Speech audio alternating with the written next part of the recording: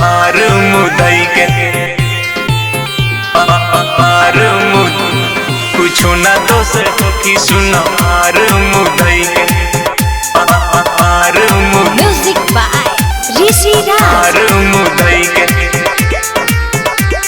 कुछो ना तो से होखी सुन मार मुदई के का करे बसैया बोला ससुरारे में पहिले से जान गइल बानी तोरा बारे में तोरा बारे में हे राजा में का करे बसैया बोला ससुरारे में पहिले से जान गइल बानी तोरा बारे में छोड़ देवेला तू काम कोई के तई के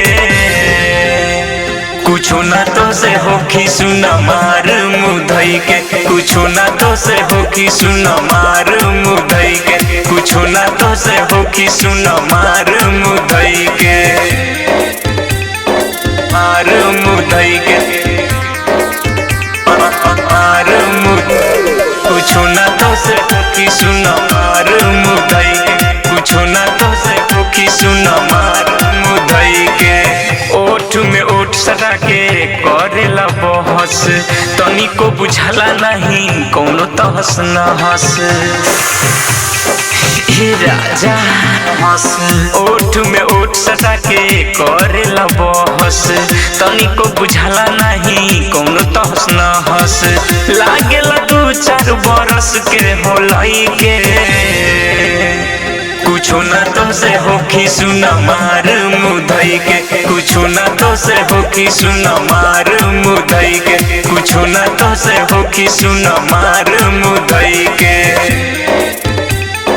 मार मुदई के मार मुद कुछो ना तो से होखी सुन मार मुदई के कुछो ना तो से होखी सुन मार मुदई के देखे में देह तोहर लागेला खामा कहियो जवानी के कदम बिगड़ी नामा हे राजा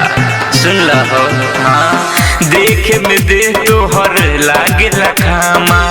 कहियो जवानी के कदम बिगड़ी नामा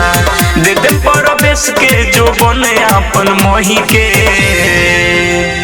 कुछो ना तो से होखी सुन मार मुदई के कुछो ना तो से होखी सुन मार मुदई के कुछो ना तो से होखी सुन मार मुदई के का करे बसैया बोला ससुरारे में पहिले से जान गइल बानी तोरा बारे में छोड़ देवेला तू काम कोई के तई के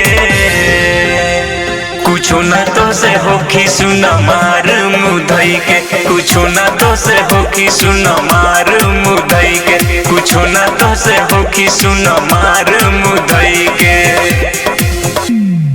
प्रीतम रिकॉर्डिंग स्टूडियो तलपुर बरगनिया नेपाल।